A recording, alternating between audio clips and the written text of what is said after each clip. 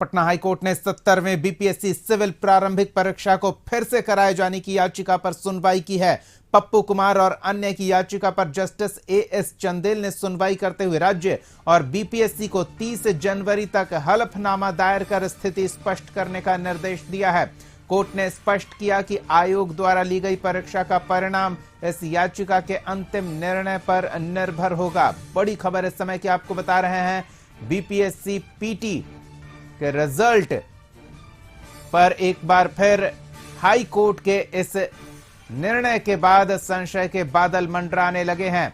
संभावना जताई जा रही थी कि इसी महीने पीटी का रिजल्ट जारी कर दिया जाएगा, लेकिन पप्पू कुमार और अन्य की याचिका पर सुनवाई करते हुए बीपीएससी को 30 जनवरी तक हलफनामा दायर कर स्थिति स्पष्ट करने का निर्देश दिया गया है।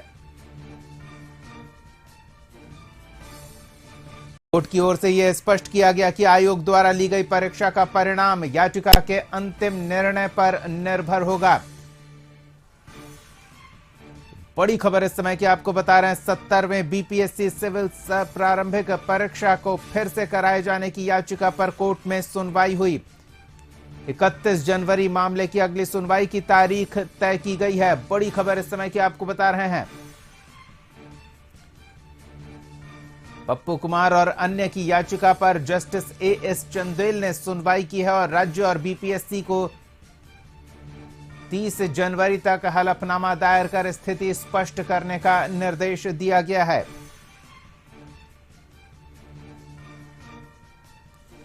सहयोगी आनंद जो हमारे साथ जुड़े हुए हैं, उनसे इस कोर्ट के फैसले को थोड़ा विस्तार से समझने का प्रयास करते हैं। आनंद जी, 30 जनवरी तक सरकार और बीपीएससी से जवाब मांगा गया है।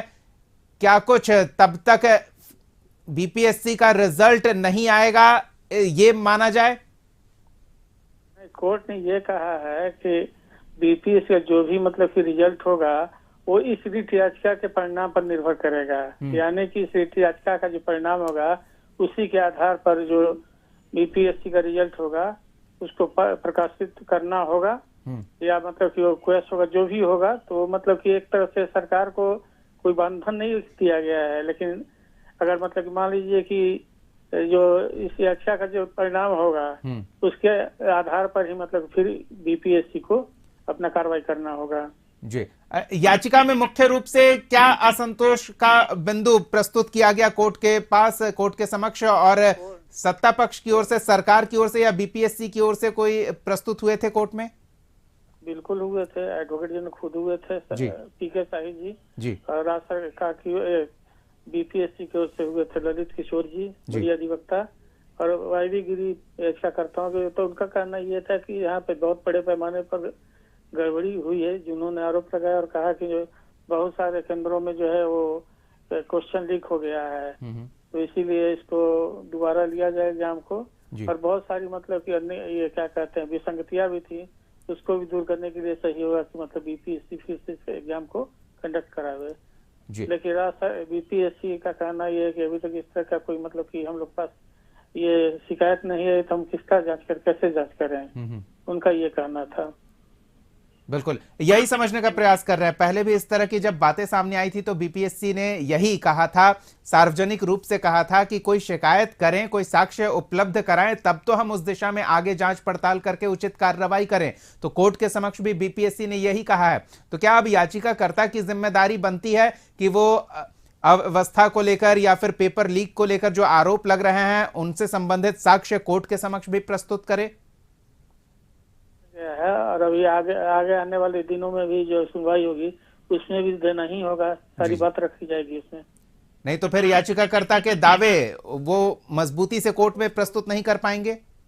नहीं, बिल्कुल वो तो मतलब कि जो भी डॉक्यूमेंट होगा, जो भी उनके पास सबूत होगा वो तो देंगे ही। अभी आज भी दिया गया है। तो सवाल है कि आज तो बहुत मतलब की प्रारंभिक सुनवाई हुई है, जी उसी पर जवाब मांगा गया है और फिर आगे सुनवाई होगी 31 तारीख को जनवरी में सुनवाई होगी। देखिए क्या होता है इसमें। चलिए, तो क्या होता है इसमें ये बड़ी बात है। लेकिन अगर रिजल्ट इस फैसले से पहले जारी होता है तो और फैसला कुछ विपरीत आ जाता है तो रिजल्ट पर प्रभाव पड़ेगा। रिजल्ट संभवतः कैंसिल भी हो सकता है आनंद जी। ना बिल्कुल कैंसिल हो सकता है, चाहे कोर्ट तो जी। कोर्ट कन्विंस हो जाए कि हाँ कि मतलब कि इसमें गड़बड़ी है, तो कोर्ट कर ही सकता है।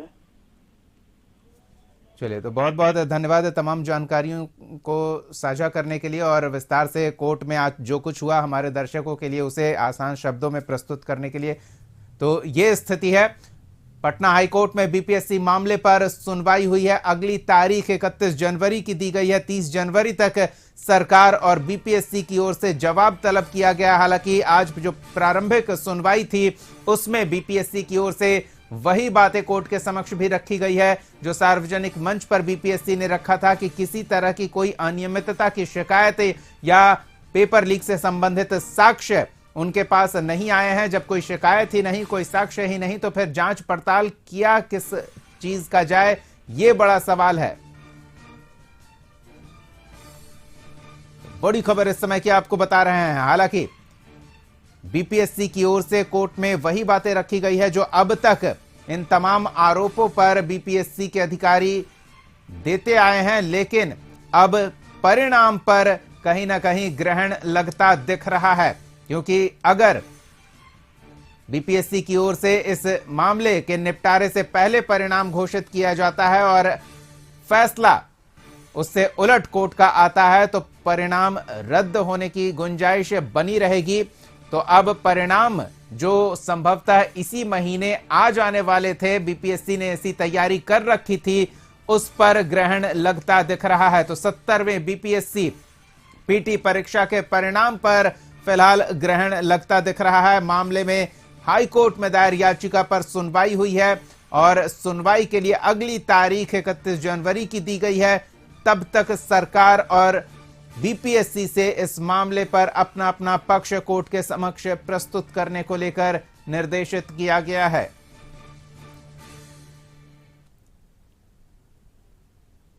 तो सहयोगी प्रीतम हमारे साथ जुड़ रहे हैं।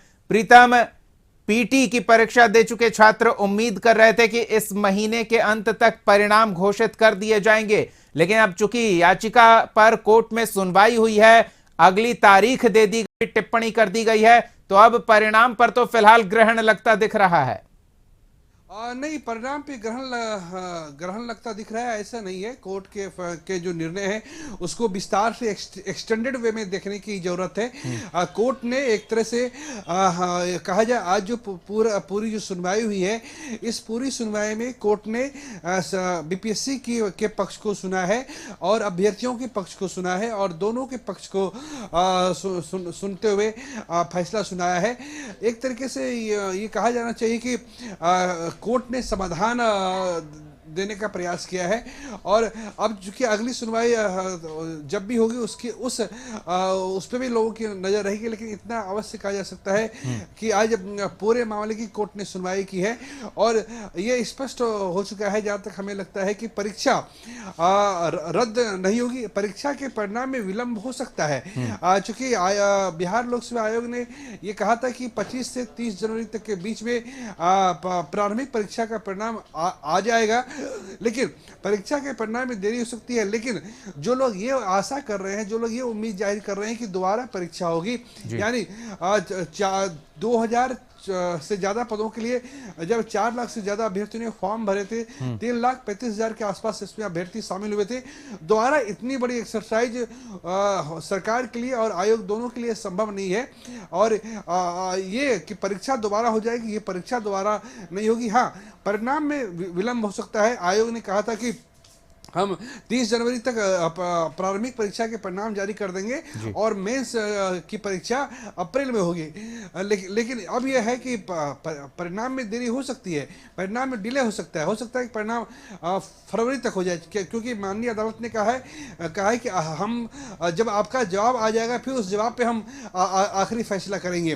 बिल्कुल प्रीतम, एक चीज और समझना चाहेंगे, जो हमारे विधि संवाददाता ने हमें जानकारी दी है और जितना हम समझ पाए हैं उस आधार पर यह लग रहा है कि अब याचिकाकर्ता का यह दायित्व तो बन जाता है, अगर प्रशासन सरकार इसकी जांच पड़ताल करे तो वो भी तब करे जब औपचारिक रूप से थाने में जाकर आप शिकायत दर्ज कराएंगे, तब उस शिकायत पर औपचारिक जांच पड़ताल होगी। तो याचिकाकर्ता का दायित्व तो बढ़ जाता है कि सिर्फ आरोप लगा देना पर्याप्त नहीं है। बीपीएससी ने कह दिया है कि आप शिकायत तो दें, साक्ष्य तो उपलब्ध कराएं, हम जांच कर उचित कार्रवाई करेंगे। तो अब याचिकाकर्ता का यह दायित्व तो बनता दिख रहा है। बिल्कुल बिल्कुल, देखिए यही होता है, यही कहते हैं कि कोई भी सरकार व्यवस्था से चलती है, कोई भी सरकार संविधान द्वारा बताए गए बनाए गए रास्तों पे चलती है। केवल हिट एंड रन नहीं हो सकता है कि हमने आरोप लगा दिया है कि 17वीं बीपीएससी प्रारंभिक परीक्षा हुई है और इसमें धांधली हुई है। अगर हमने ऐसा कहा है तो उसके पक्ष में हमारे पास सबूत होना चाहिए। आपको थाने में जाके केस दर्ज कराना पड़ेगा और फिर उस पर दर्ज केस के आधार पे सुनवाई होगी।